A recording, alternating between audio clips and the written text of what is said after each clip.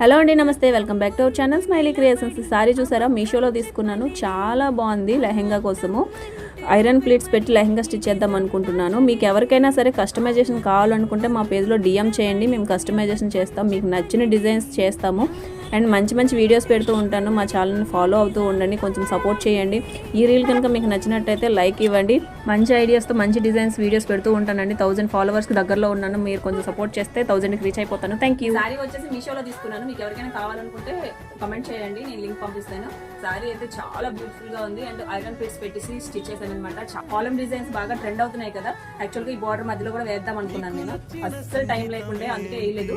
లేకుంటే మంచి లుక్ వచ్చేది. నెక్స్ట్ ఏ హాఫ్ సారీకైనా నేను ట్రై చేస్తా.